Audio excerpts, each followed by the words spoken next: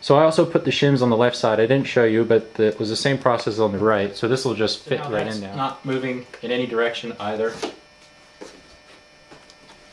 And it does have space for air to come out on the front and the back, but not the sides. So it still can get some circulation and not overheat itself.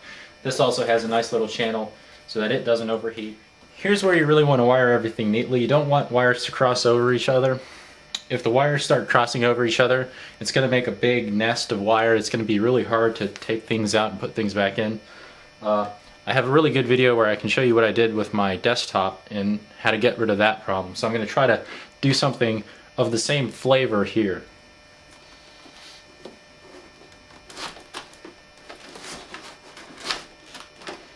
So now all my excess is here. And for this one, all my excess is here. So I'm not leaving all the wire mess over here. I'll take care of it in this space that I've got over here.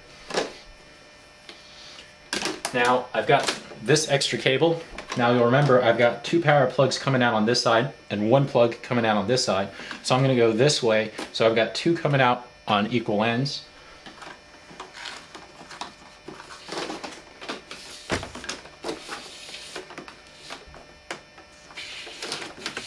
And I accidentally crossed it again.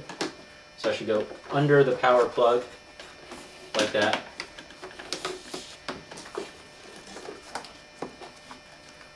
Okay, then go through this hole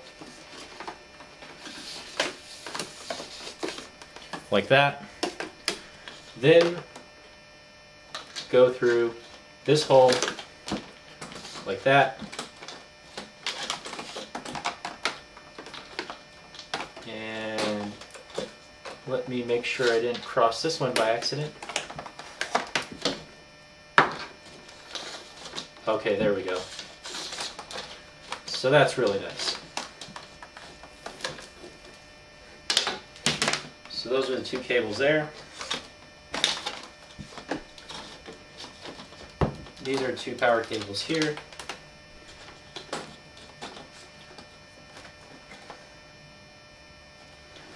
Let me move that underneath all of these cables. There.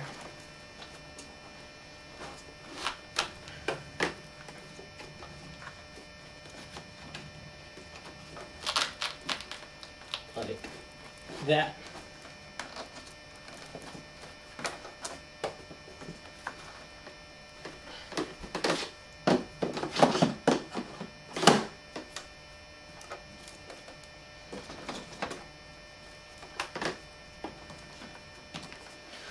Well, it found out when I rewired that and I didn't let the wires cross over each other, I actually just got a little bit more space back. And now that comes in and out just as easily as it did before. So that's the reason why I keep saying to wire everything as cleanly as you possibly can. So the only thing left now is these 2 big messes of wire. And in order to clean that wire up, I'm going to use these pieces of Velcro. Okay, so you've cut your piece of hook. There's a sticky backing. Do not take the sticky backing off. You're going to want to save it.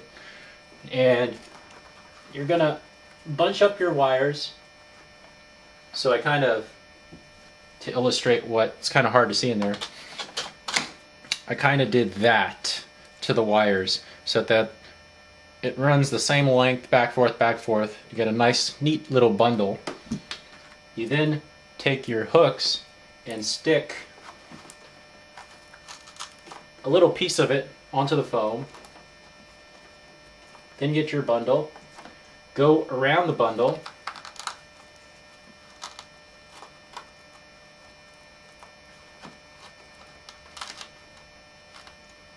and there we go. Put the other end of the hooks onto the floorboard again.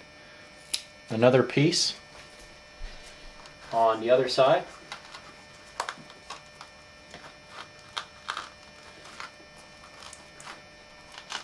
And let's see if I can do that one a little bit better.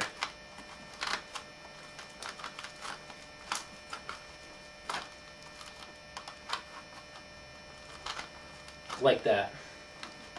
So now you can see the wires that I have. My RCA goes there, back, forth, back, forth, back, forth.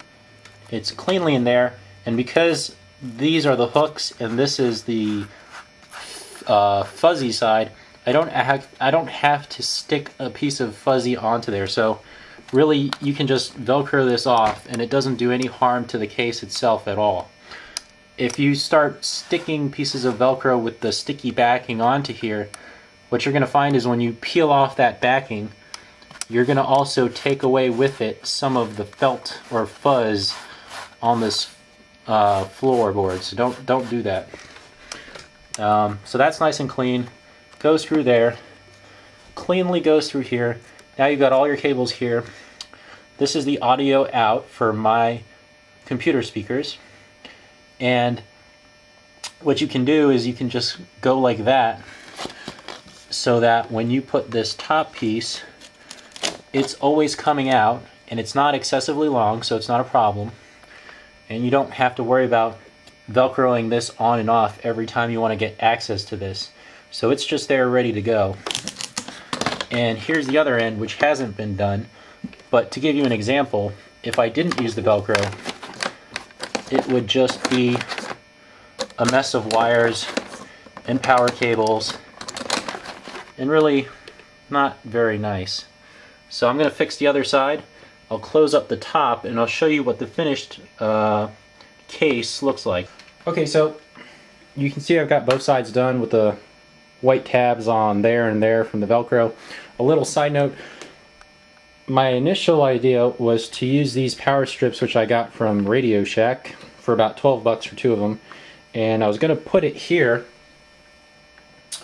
and then run all the power cables inside, internal to the case, to there, so the only thing actually coming out of the case would be one single cable. And it would have been really cool if I was able to do that. Unfortunately, there's not enough room to actually fit this in there because of that piece, and that piece is glued into the sides of the case. You could try to bust it out, and it'd probably be pretty easy to do, and then you could get that extra about 1/2 inch that's necessary to fit that. But I really don't want to start tearing apart the case to that extent, considering the price that I paid for it. So I'm willing to live with having some of the wires come out of the top. So the only thing to do now, well, the next 2 things to do now is Velcro that top piece with the power cords, flip that over, and then I'm going to show you how to fix the top of the case with the foam blocks so that when it's closed, those foam blocks press down against these 3 pieces so that they don't come up and down in this direction as the case is moving around as you go back and forth.